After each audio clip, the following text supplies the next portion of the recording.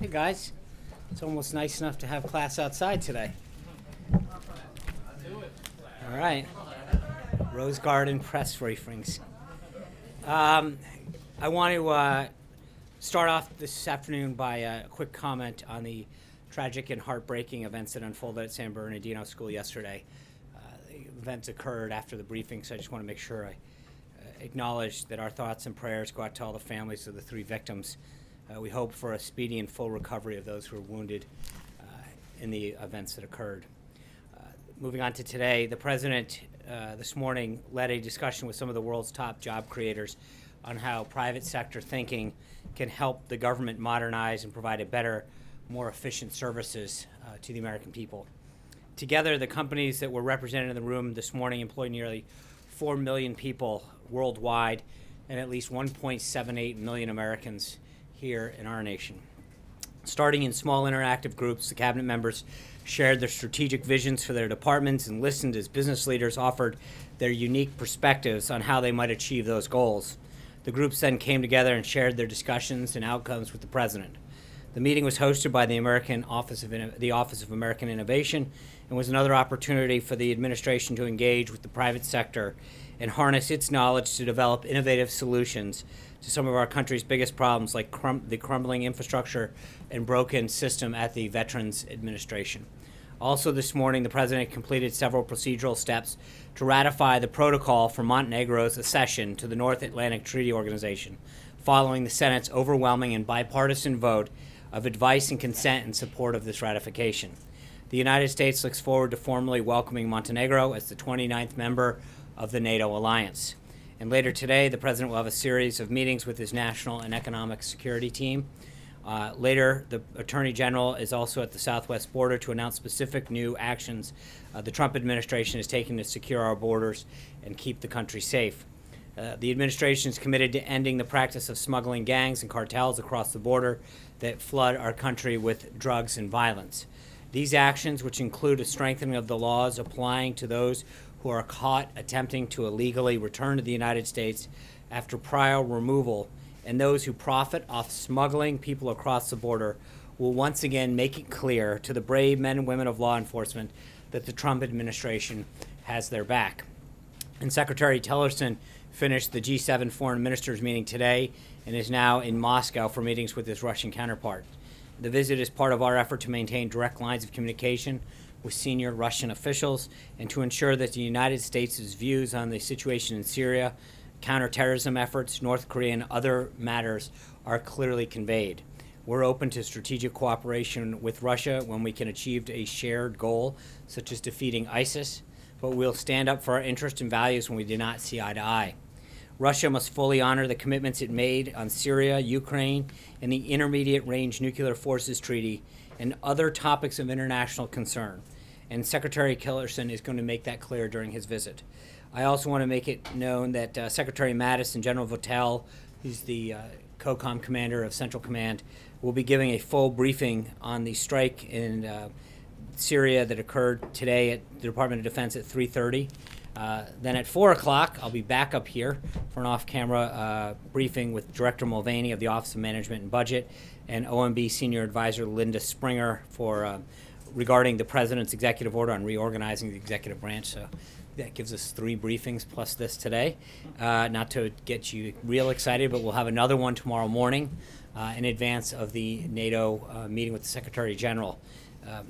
This afternoon's briefing will be discussing the plan on reforming the federal government and reducing the size of the federal civilian workforce that OMB was directed to produce by executive order. So we'll be spending a lot of quality time together over the next 24 hours. And with that, I'd be glad to take a few questions. Ken. Sean, on Russia to start. Does the administration believe that Russia had any advanced knowledge of this chemical attack in Syria? And does the administration believe that Russia may have been complicit in this attack? I believe there was a background briefing earlier today where that was discussed. At this time, there's no consensus in the intelligence community that that's the case. Is there any thought within the intelligence community? Are there some strands of the intelligence community? Again, at this point, the only thing I'm going to say is that there's no consensus within the intelligence community that there was involvement. Annie? Today, in the background briefing, Trump officials accused Russia of helping Syria cover up Assad's use of chemical weapons. In the past, Trump has praised Putin, calling him very smart and expressing his general admiration. Does he still think Putin is very smart, and does this change the relationship between the two leaders? Well, I think a couple things. Number one, I think the president's made it clear from the beginning that that he entered office thinking that if he can get a deal with Russia in our national interest, which I discussed during the opening remarks as part of Secretary Tillerson's conversation with Foreign Minister Lavrov, then we're going to do it. But if we can't get a deal and if we can't find an area of national interest, then we won't. And in this particular case, it's no question that Russia is isolated. They have aligned themselves with North Korea, Syria, Iran. That's not exactly a group of countries that you're looking to hang out with. With the exception of Russia, they are all failed states. There is clearly, and Russia is not an island when it comes to its support of Syria or its lack of, frankly, acknowledgement of what happened. The facts are on our side. The actions of Syria are reprehensible. And I think that Russia has been party to several international agreements that Syria is not holding up to. In fact, that Russia needs to hold themselves up to. So I think the president has been very clear with his stance on Russia. And in this particular case, we're going to be very forceful, and I think, as will Secretary Tillerson during his visit, to make sure that we let Russia know that they need to live up to the obligations that it has made. Caitlin. The administration has said sanctions against Syria are forthcoming. What will those look like, and when can we expect them? Great question. I think you know well enough at this point that we're not going to announce any of that kind of action until it's ready to go. I think the president's made it clear that additional action with respect to Syria in terms of its failure to stop engaging in actions that harm its people will result in action. And so I'm not going to get ahead of what he is planning to announce or when, but as he has made clear on a variety of circumstances, he's not one to telegraph his actions until he's ready to make those announcements. Secondly, has the administration identified an opposition party that could come to power in Syria if there is a regime change?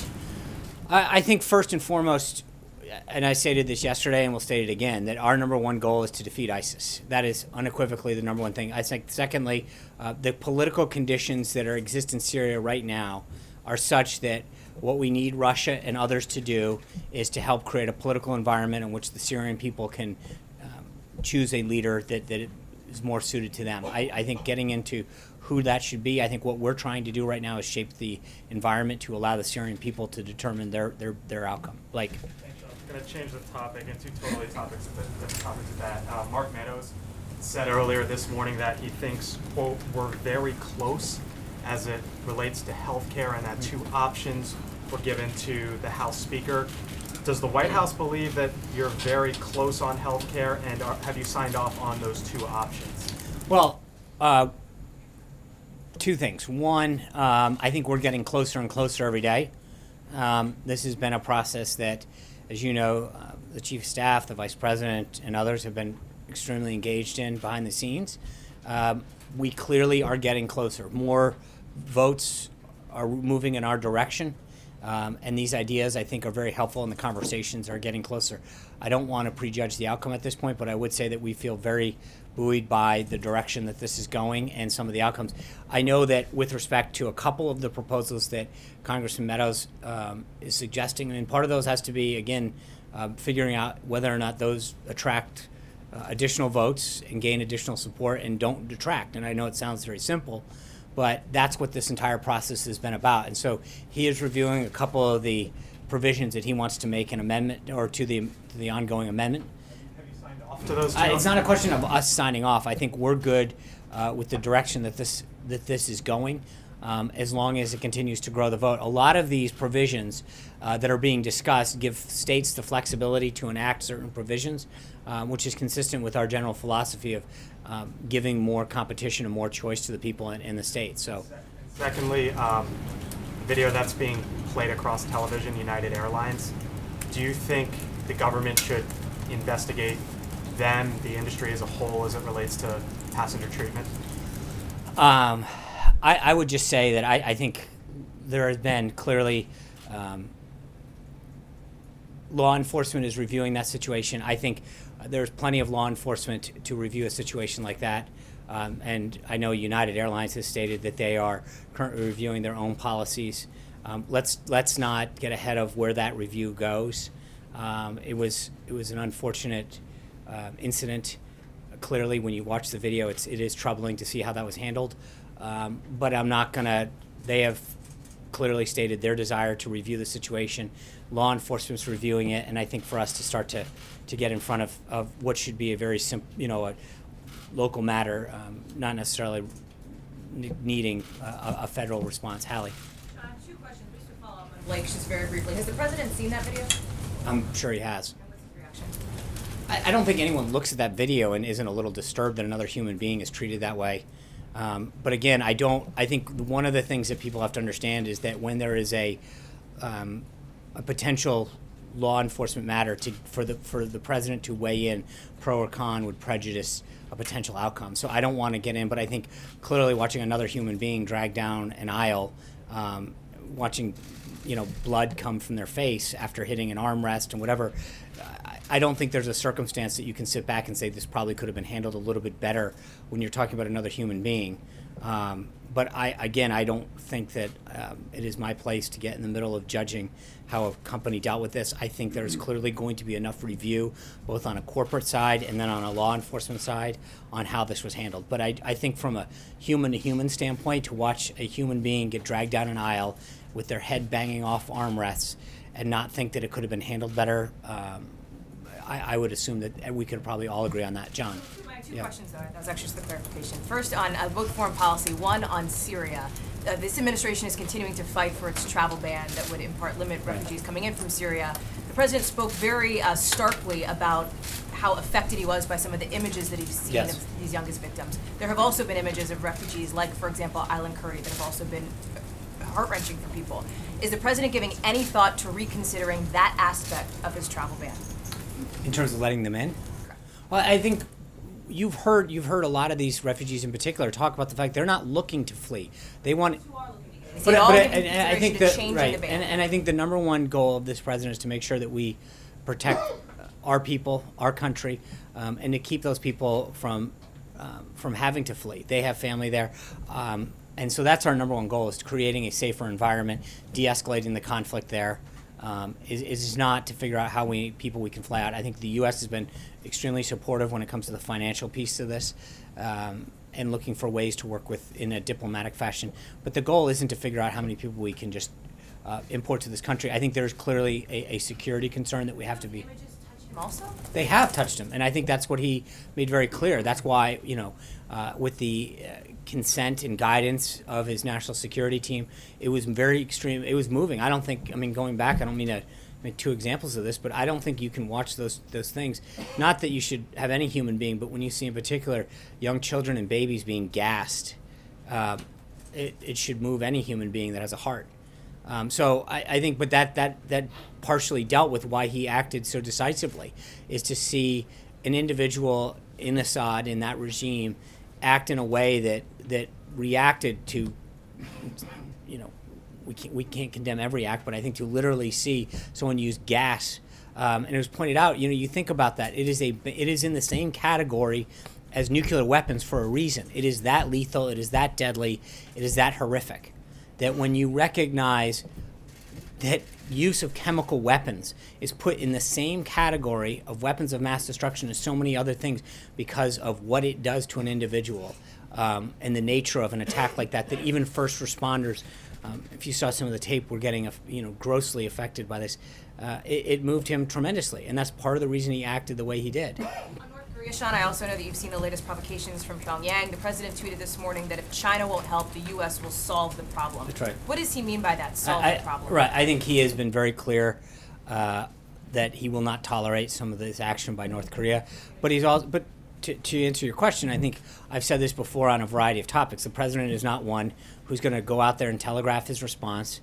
I think he keeps all options on the table. He keeps his cards close to the vest. And as he showed last week with respect to Syria, when the president is willing to act, it's going to be decisive and proportional to make it very clear what the position of the United States is. That's not what I said. I just said that, as you know, when the president's ready to act, he makes it very clear And I think there's no question that when the president is ready to make a statement, he will do that. But I think he has made it clear with respect to North Korea that their behavior and their actions with respect to the missile launches is not tolerable. The last thing we want to see is a nuclear North Korea that threatens the coast of the United States, or for that matter, any other country and any other set of human beings. So we need stability in that region, and I think he has put them clearly on notice. John. Thanks a lot, Sean. The alliance between Russia and Syria is a strong one. It goes back decades. President Putin has supplied personnel, he supplied military equipment to the Assad government. What makes you think that at this point he's going to pull back in his support for President Assad and for the Syrian government right now? I think a couple things. You look, we didn't use chemical weapons in World War II. You had someone as despicable as Hitler, who didn't even sink to using chemical weapons. So you have to, if you're Russia, ask yourself: is this a country that you and a regime that you want to align yourself with? You have previously signed on to international agreements, rightfully acknowledging that the use of chemical weapons should be out of bounds by every country. To not stand up to not only Assad but your own word should be troubling. This is Russia put their name on the line. So it's not a question of how long that alliance has lasted, but at what point do they recognize that they are now getting on the wrong side of history in a really bad way really quickly? And again, look at the countries that are standing with them: Iran, Syria, North Korea. This is not a team you want to be on. And I think that Russia has to recognize that while they may have had an alliance for them, that the lines that have been crossed are ones that no country should ever want to see another country cross. Yeah. Two seasonally related questions. First one, coming up on tax day. When does the White House plan on releasing President Trump's 2016 returns? And are there any concerns about possible conflicts of interest reflecting on the tax debate that could be cleared up with this release? Second, how many people are you expecting for the Easter egg roll? And will you be reprising your previous role in this fight? Those are two tough ones. So on the first one, I think we've asked and answered that several times, and the president's been under audit. I think when you look at, we filed our financial disclosure forms the other day in a way that allows everyone to understand, and for those listening at home, a tax return clearly lists how much money you made, how much tax you paid. When you look at a financial disclosure form, it lists every asset, every debt you owe, where you're getting your money from, where your income's derived from. It is a much more comprehensive understanding. I think the president, this question has been asked and answered over and over again. I think the American people are, frankly, the middle class in particular, and companies that are trying to grow here in the United States are much more concerned about tax reform and allowing our economy to grow and their bottom line to grow. With respect to the Easter egg roll, it's a huge topic. I appreciate that. I think we're going to have an excellent time. Oh, come on. You can't ask the question and not get the answer. But we have worked really well. I think we're going to have a very, very enjoyable day on Monday. The tickets have been sent out to all the schools in the area. There'll be a large military contingent that will be participating as well. And I think there's 5 waves over 2-hour periods in which children and their families will be able to come to the White House. We've done extensive community outreach to really bring a lot of the school children and from the area in, and it's going to be a great day. I don't have the number. I'd be glad. I think the East Wing could probably get you an answer, and I'll make sure I put out that number. I think they're working on the final numbers. They're starting ticket distribution, so I should be able to get you a number on that. Francesca. Thank you, Sean. You said last month that the White House was reviewing the policy on visitor logs. Right. Will the White House voluntarily release those visitor logs? I think we should have an answer on our policy very shortly on that. Okay, and then a question on Syria. Secretary Tillerson said this morning that it was the United States' hope that Bashar al-Assad will not be part of Syria's future, but it's up to the people of Syria to make that determination. At the same time, the question is now whether it's the White House's position that Assad's a bad actor and it would be ideal if he would go, or whether the White House thinks that the atrocities that he's committed are absolutely unacceptable and he must go, period. As I mentioned yesterday, I don't see a peaceful, stable Syria in the future that has Assad in charge. So he absolutely has to go, I period. think there's no question that you can't have a peaceful Syria with Assad in charge. I don't see how that ever works. So no, I don't see a future Syria that has Assad al-Bashar as the leader of that government. Kristen. Thanks, Sean. I want to ask you about some comments that Eric Trump said. Speaking of Ivanka Trump, Ivanka is a mother of 3 kids, and she has influence. I'm sure she said, listen, this is horrible stuff. My father will act in times like that. Did Ivanka Trump play a role in President Trump deciding to strike Syria, and if so, what was that role? Well, the president, I think we released last Friday a very comprehensive TikTok of, when the president was informed by his national security team and how his thinking evolved.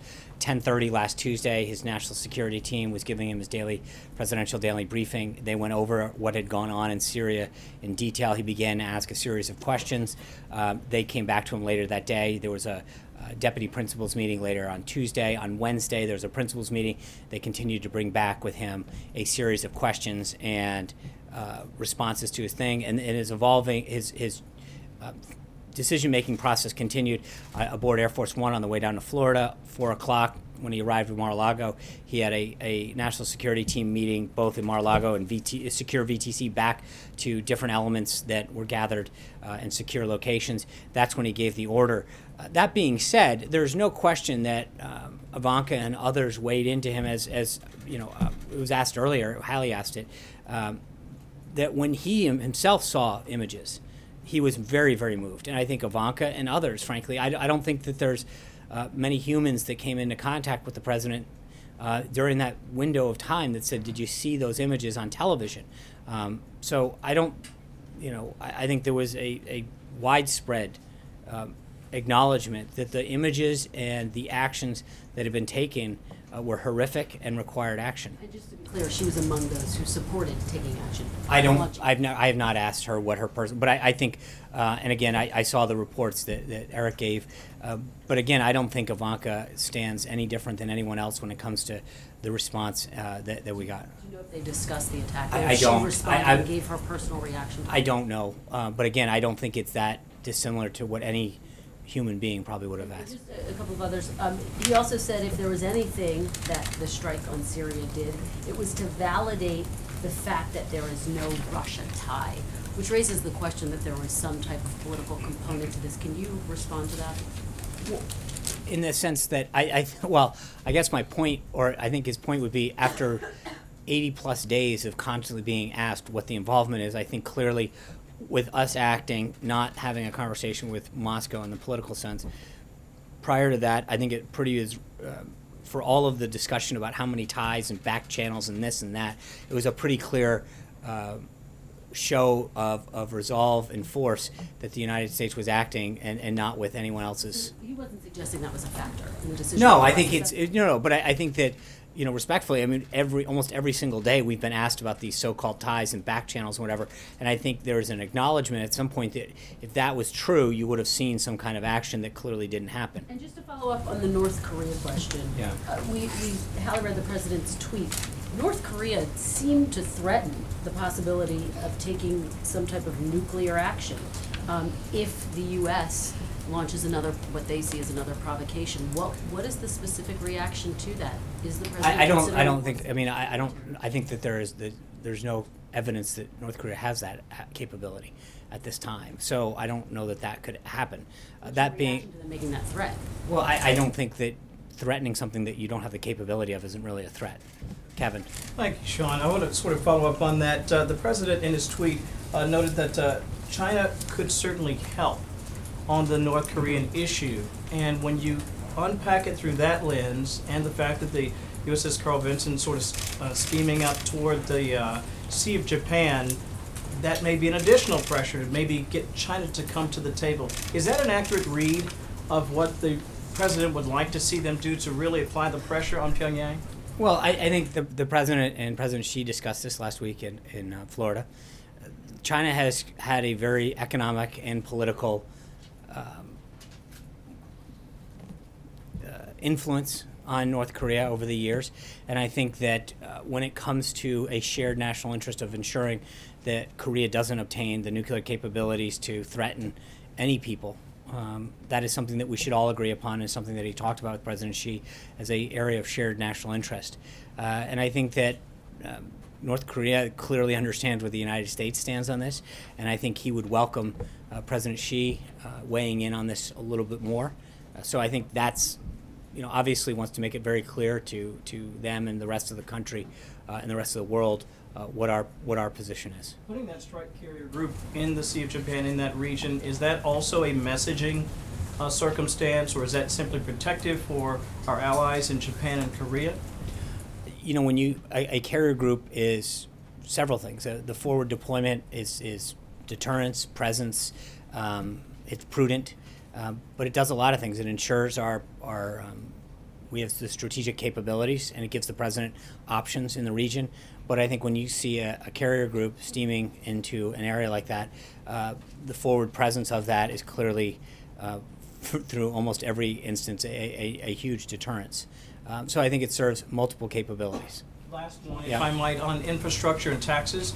The CEO is obviously very interested in trying to get something done as quickly as possible. Shovel-ready opportunities for people to get to work, and obviously a lowering of the taxes to enhance business expansion and perhaps even lower for middle-class Americans. But I'm wondering if there isn't a healthcare component that needs to happen before you can move forward on that. So there's a few things. Obviously, getting health care, the repeal and replace done, would open the amount of money that we can use through the reconciliation process to have available to tax reform. That's why we made it very clear from the beginning that we thought health care should go first. It gives us a greater amount of resources to dedicate to tax reform. That being said, there's under every circumstance, you're talking months of getting tax reform done. That's one area that they discussed today. But one of the more important areas, and where I think you're seeing the president act continuously and decisively, is on the regulatory front. And that's one of the largest burdens that manufacturers, unions, entrepreneurs talk to the president about over and over again, is these stifling regulations of a variety of sort that prevent them. The coal industry, the manufacturing sector, the auto sector, over and over again are talking about the regulatory and the president's ability to take immediate action. I've mentioned it here before, but I mean, so far under the Congressional Review Act, this president signed 12 pieces of legislation. That compares to one that was signed in every administration prior to this year, total. And I think that shows the president's commitment to creating not just a better tax climate, which is going to take a few months, but an immediate regulatory impact that can help businesses break down the barriers, compete more, bring more jobs back to the United States. Cecilia. Thanks. I just want to give you the opportunity to clarify something you said that seems to be Thank gaining you. some traction right now. Quote, Hitler didn't even sink to the level of using chemical weapons. What did you mean by that? I think when you come to sarin gas, he was not using the gas on his own people the same way that Assad is doing. I mean, there was clearly. I understand your point. Thank you. Thank you. I appreciate that. There was not in the. He brought him into the Holocaust Center. I understand that, but I'm saying in the way that Assad used them, where he went into towns, dropped them down to innocent into the middle of towns. It was brought to it. So the use of it. And I appreciate the clarification there. That was not the intent. Okay. Did the president speak with Secretary Tillerson before he went on this trip to Russia? And is this stern message that the secretary delivered today a direct message from the president to Vladimir Putin? I'm sure, yeah, I mean, they spoke. He was in Florida with him before he left, and they met Tillerson and the president after his meeting with President Xi concluded, and they've talked, I think, since then as well. So this message, these pretty stark, harsh words from the Secretary Tillerson this morning about Russia, can that be interpreted I don't know. as a I mean, message from the president look, I'm not to going to. Russia? I don't know the nature of their final conversations, and I know there's been some evolution of the intelligence that we have and the actions that have been taken since Friday. So I don't know where the conversations have laid off, but I think Secretary Tillerson clearly speaks on behalf of the United States in the president's position. John. Yeah. Thank you, Sean. Two foreign policy related questions. You're speaking about Secretary Tillerson's trip, and I'd like to do a follow-up on the question I asked 2 weeks ago. Is he scheduled to meet with Mr. Navalny or Mr. Khodorkovsky or any of the civil society representatives outside of government? refer you back to State Department the same way I did 2 weeks ago. I think they are in charge of his schedule. So I think it's best to look at the State Department. And has the president or anyone in the administration been in touch with President Erdogan on all of the actions in Syria? I do believe that someone, either the Vice President or the Secretary of Defense, spoke with him last week, but I'd have to check. I know there was a series of foreign leader and head of government calls to both Defense Minister and heads of state, but I'd have to check. I thought he was on that list, but off the top of my head, I cannot recall. Major. You said at the top that you hope that Secretary Tillerson will be able to clearly convey to the Russians the sentiments of the U.S. government. Is that enhanced by a meeting directly with the Secretary and President Putin? And if there is no meeting like that, will the President of the United States consider his Secretary of State snubbed by the Russian President? Well, obviously, he's going to meet with Foreign Minister Lavrov. That's his counterpart. I think that's the job of a Foreign Minister and a Secretary of State, to meet with each other. They're the counterparts. And I think that if he didn't meet with President Putin, that he can convey his sentiments and thoughts of the United States to the Foreign Minister. Would the history of Putin meeting with Kerry and previous Secretaries of State influence the President's judgment on that? We'll have to see. I'm not going to, I mean, we're not there yet. So I think to prejudge the outcome of the visit. For the President, in other words, for Tillerson to see Putin on this visit, even though there are very No, but I would specific say things that you want to convey to the no, but I Russian would say government. that there's a bit of irony that for all of these talks that have been perpetuated about back channels and direct links, that now it's, well, they won't meet with you, and does that undermine the relationship that I've heard time and time again? No, I understand that, but I think that it's interesting that we went from all of these direct links to Russia to now, are we disappointed that we can't even get a meeting with them? There's a bit of irony in your question. I don't even understand your point. They- I'm they- asking you, at a time after the United States has called out Russia for a Right. disinformation campaign in Syria, for collusion with a government it regards as carrying out a war crime, meeting with the Russian president, is it or is it not a priority for this president to have his Secretary of State convey that directly to the He head is of the Russian conveying that government? message, and that's what he's The head of doing. the Russian government. But That's all I'm if asking. the head of the Russian government won't meet with him, then he's going to convey it to his counterpart. And I'm asking you if that... And I just said we're not there yet, but I think right now, not consider that a snub. no, I think the answer is that he's meeting with his counterpart. That's the appropriate person for him to convey that with, and we'll have to wait and see how the meeting goes. Steve. The Russian president today said that all this talk from the White House about weapons of mass destruction reminds him of what he heard from the White House in 2003. This White House is expressing confidence that sarin gas was used. What do you say to skeptics in Moscow and maybe in other countries, perhaps here at home, who doubt that level of confidence? I think there was a 45-minute briefing with members of the national security team prior to this, which they walked through all of that level of confidence that they have.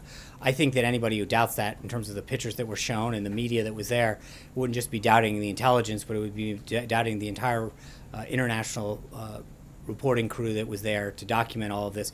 There have been doctors, intelligence communities, media. I mean, I don't think it takes mere eyeballs to recognize what's happening and happen throughout there. So it's not a question of doubting us, it's doubting everybody but Iran, Syria, North Korea, Russia. And one other historical villain who used chemical weapons against his own people was Saddam Hussein. It was the policy of the United States government there should be regime change in Iraq as a result of that and other things. Why shouldn't it be the same policy towards Bashar al-Assad? I think that you're trying to act as if, or the premise of the question suggests that we don't want a new leader. I think I've stated now 2 days in a row that we don't see any a peaceful or stable Syria in the future that has Assad as the head of it. Their number one priority right now for us as a government is to make sure that we stop the threat of ISIS and bring stability to that region. But make no question about it, there is no peaceful and stable Syria in the future that Assad is the head of. That's it, point blank. Yeah. So I just want to clarify, is the U.S. position as far as cooperation with Russia that Russia must admit or agree that Syria was behind the chemical attack, and then also that Russia must disown Assad? Like, can cooperation happen if Russia maintains its position that Syria was not behind that chemical attack? It's not just behind it. I think that Russia has joined an international agreement regarding the not just the use, the possession of. It was Susan Rice who went out and said that Syria no longer had access to chemical weapons. We know that's not true. I think that the United States, Russia, and others signed an international agreement that Syria was part of that said that they would not only use but possess chemical weapons. The first thing that we need to do is make sure that we enforce the existing agreement that Russia is a partner to. That's first and foremost. And I think we need to make sure that we do that because it is in the national interest of the United States to make sure that the proliferation of chemical weapons spreads no further. And that is something that we've got to be very careful. It's not just the deterrence of future use within those people, but also the proliferation of them throughout the world. But at this point, Russia's not even agreeing with the U.S. contention that the Syrian government carried out the attack. So I understand that, and I think that mistake. Secretary Tillerson has just landed a few hours ago, and I think we'll have an opportunity to talk to them. But again, you've got to. This is not. I don't. You know, as I just mentioned to Steve a second ago, I mean, you realize that Russia isn't an island on this. They are not. This is not some big split as to how this actually happened. The only countries that aren't supporting the U.S.'s position are Syria, North Korea, Iran, and Russia. This is not exactly, you know, a happy time cocktail party of people that you want to be associated with. They are failed states with the exception of Russia. So these individual states, this is when Russia is saying that they don't agree with us, they are not siding with other nations of stature. They are agreeing with failed states, and a small number of those as it stands. I think they are staring in the defiance, or they are defiant in the worldview that doctors, intelligence agencies, reporters, civilians, international experts have all looked at and come to the same conclusion except for them. I don't think there's any other outcome than that. With that, guys, I'll see you back in a little bit. I know we're going to have one more out of our three. Thank you.